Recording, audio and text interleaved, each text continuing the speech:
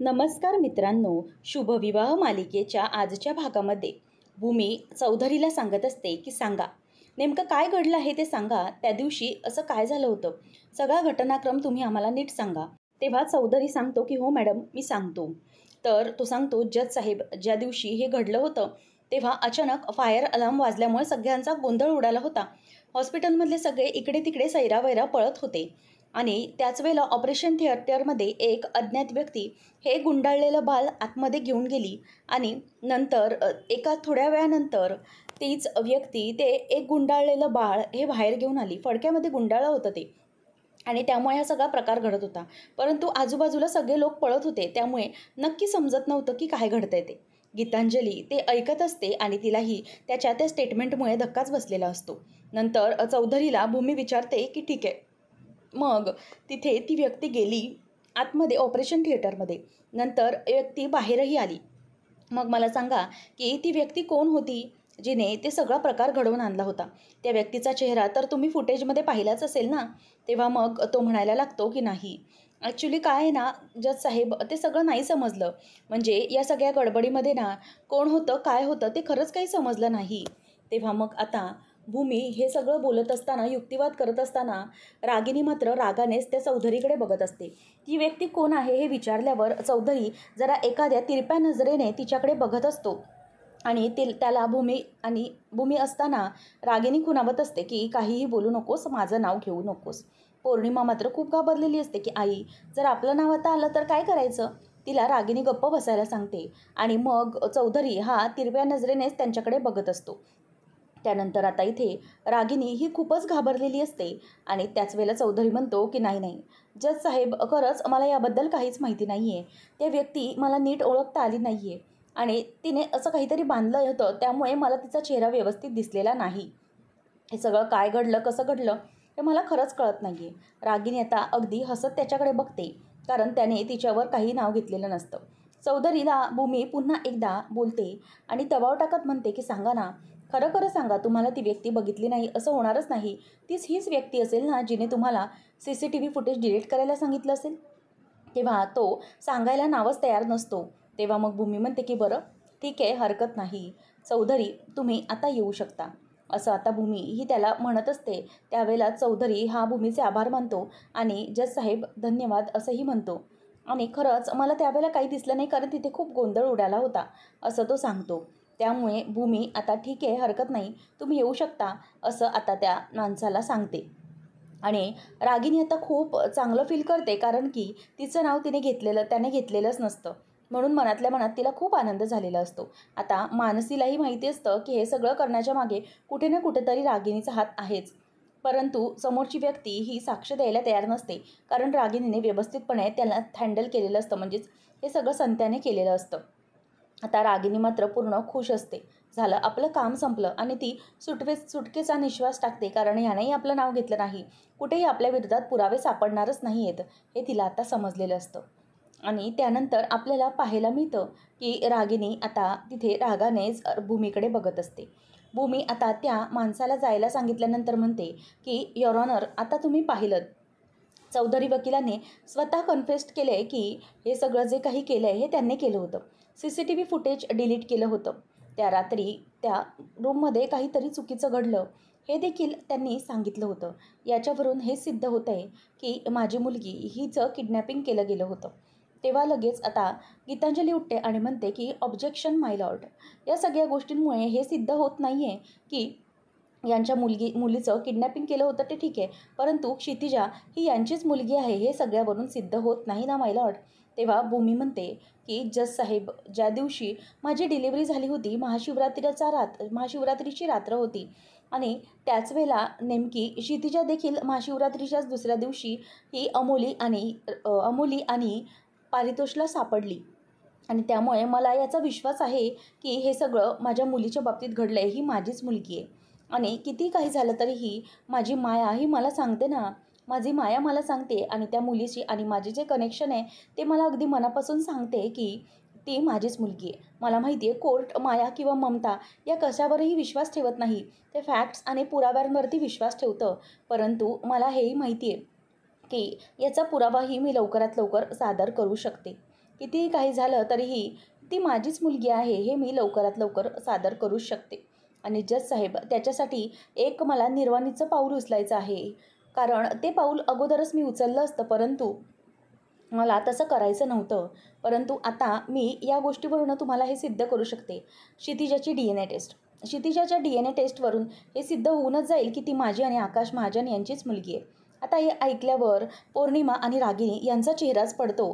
कारण क्षितिजाची DNA taste जर झाली तर ते सिद्धच होणार की यांचीच ती मुलगी. म्हणून रागिनी आता घाबरते आणि भूमीच्या या निर्णयामुळे त्यांना धक्काच बसलेला असतो. आकाशला आनंद होतो की भूमीने अगदी परफेक्ट वेळी परफेक्ट कन्फेस्ट केलेलं असतं. तेव्हा मग भूमी ही जज साहेबांना सांगते की जज साहेब, तुम्ही मला परवानगी द्या की माझी मुलगी आणि मी यांची DNA टेस्ट केली जावी. त्याशिवाय तुमच्यासमोर सत्य येणार नाही आहे.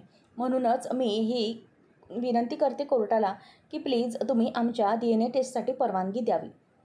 तेव्हा ऑब्जेक्शन घेत पुन्हा गीतांजली म्हणते की 1 मिनिट भूमी मॅडम, ती क्षितिजा म्हणजे एक लहान मुलगी आहे आणि तुम्ही हे सगळे जे काही पुरावे सादर केलेत त्यावरून तुम्हाला असं का वाटतंय की ती तुमचीच मुलगी असावी? ठीक आहे, परंतु तुम्ही एवढ्याशा लहान बाळाची DNA टेस्ट करण्यासाठी आत्ता तयार झालात, मग तुम्हाला हा उपाय अगोदरच का नव्हता सुचला? या सगळ्या गोष्टी तुम्हाला अगोदरच करायला हव्या होत्या ना.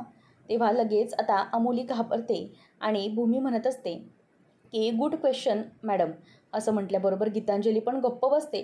कारण भूमीचा जो युक्तिवाद असतो तो अत्यंत भयानक असतो, एखाद्या तज्ज्ञात वकिलापेक्षा काही कमी नसतो. भूमी म्हणते की ठीक आहे, तुमचा प्रश्न याचं उत्तर मी तुम्हाला आता देते. हो, DNA टेस्टची गोष्ट ही मला अगोदरपासून माहीत होती. ती मी अगोदर केलीही, असा विचार केलाही, करेन असाही विचार केला. परंतु माझी मुलगी ही लहान होती आणि माझ्या मुलीला अशा अवेळी म्हणजेच अशा लहानशा वयामध्ये अशी कोर्टाची पायरी चढायला लावणं, तिचे हाल होणं हे माझ्यासारख्या आईला बघवलं गेलं नसतं. कारण ती असं काही फेस करू नये असं मला वाटत होतं. परंतु माझ्याकडे आता दुसरा कोणताही पर्याय उरला नाही. आणि एक आणखी कारण होतं, ते म्हणजे अमोली आणि आमचे कुटुंब, आमच्या कुटुंबियांचे अगदी सलोख्याचे संबंध होते आणि आमचे असे चांगले संबंध असताना अवस्थी कुटुंबाला कोर्टात खेचणं हे मला आवडलं नसतं.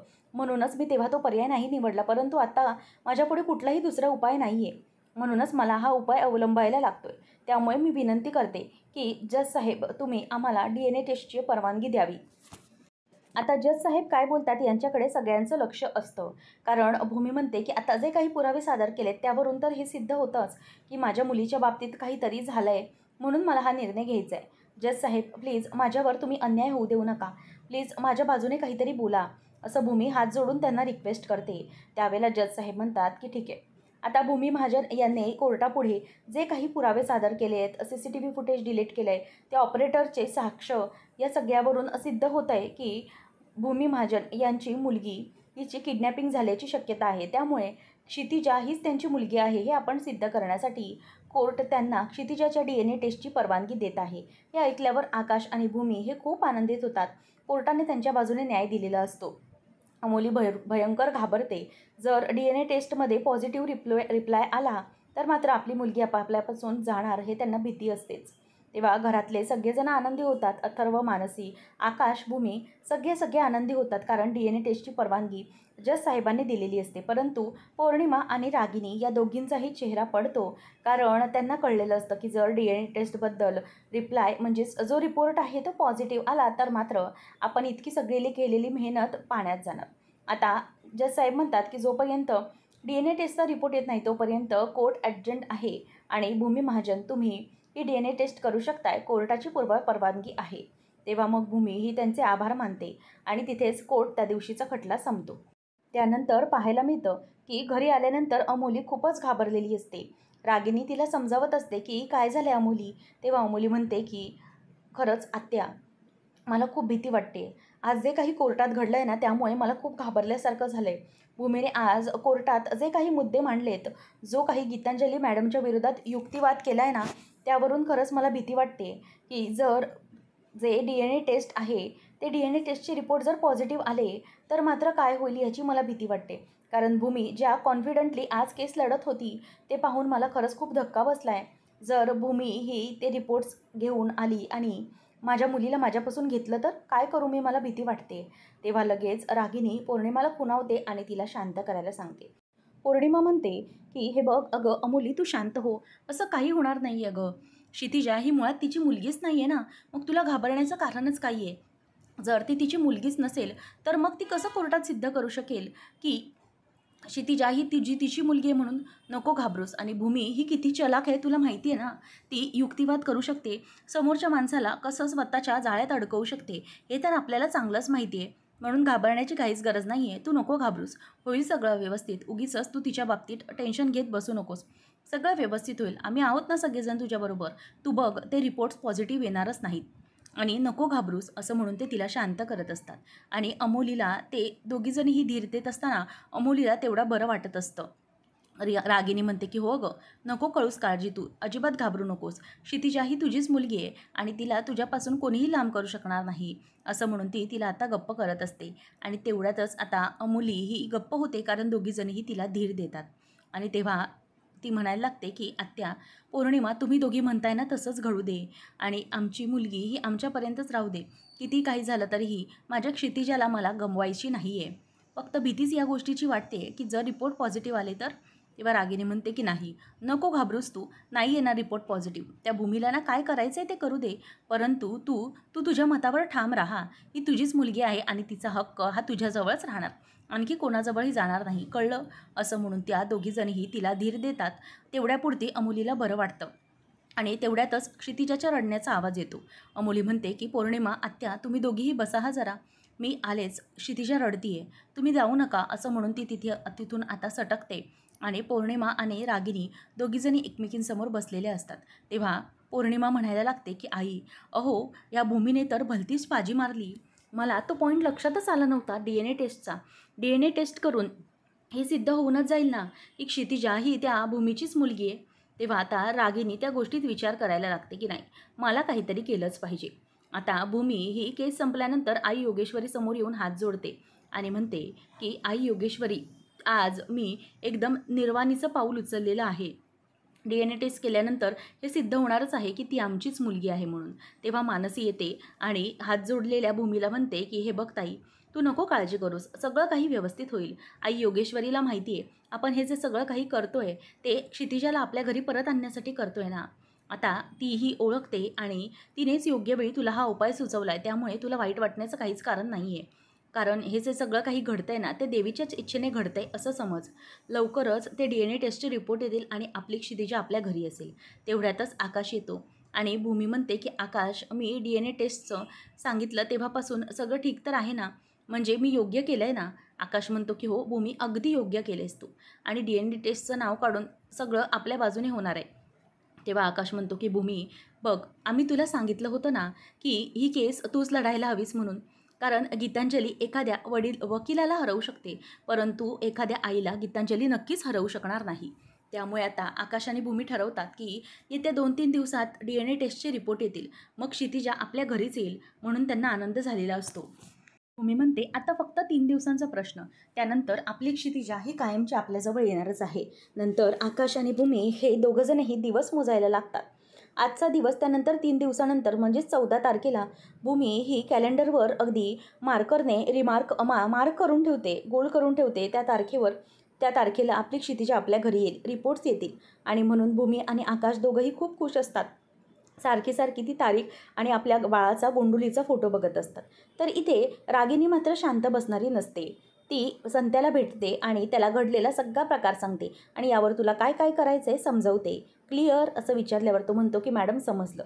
संत्या तिच्या सगळ्या ऑर्डर्स फॉलो करण्यासाठी निघून जातो. पुढचा दिवस उजाडलेला असतो. आता DNA टेस्टचे रिपोर्ट हे येणारच असतात.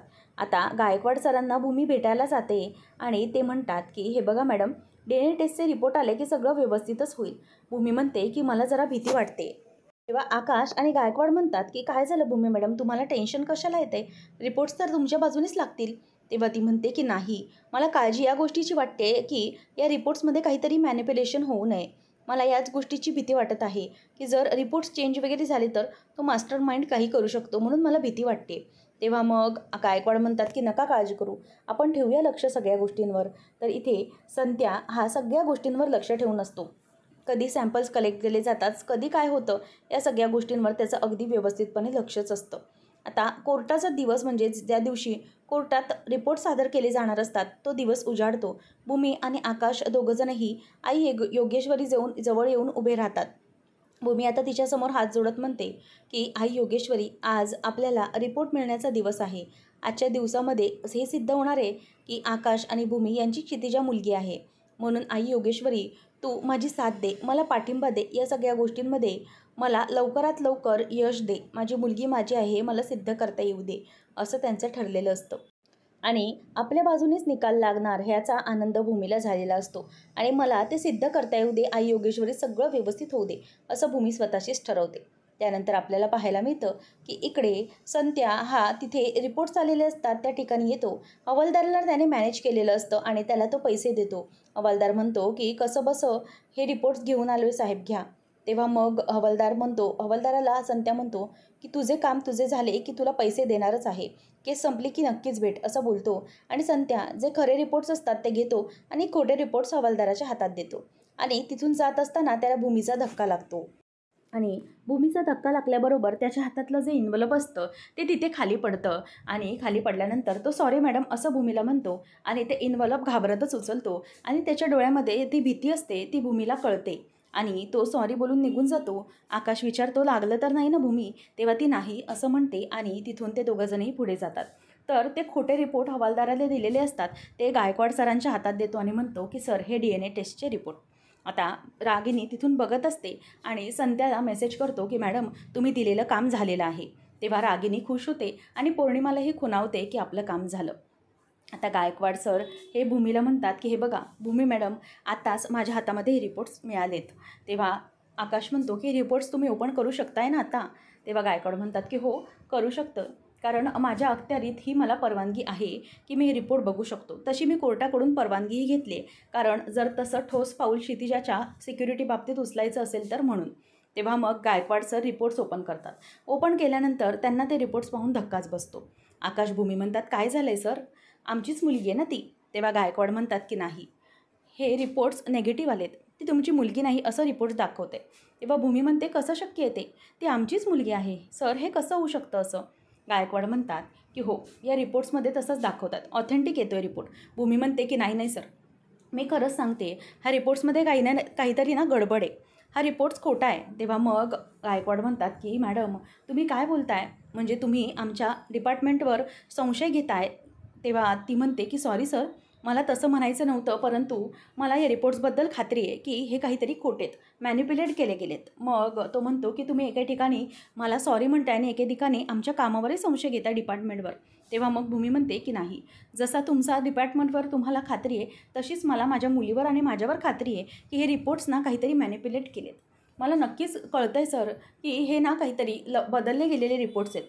तेव्हा मग आता भूमी म्हणते की सर, मी ना त्या मास्टर माइंडला व्यवस्थित ओळखते की त्यानेच हे सगळे रिपोर्ट्स मॅनिप्युलेट केले गेलेले असणार.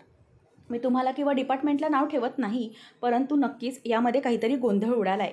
नक्कीच हे रिपोर्ट्स बदलले गेलेले आहेत. मी तुम्हाला बोलली ना, आत्तापर्यंत इथे पोचण्यासाठी मला खरंच खूप खस्ता खाव्या लागल्यात सर. तुम्ही पाहिलं आहे मला किती त्रास सहन करावा लागला आहे. या सगळ्या गोष्टींमध्ये मला त्रास झालेला आहे.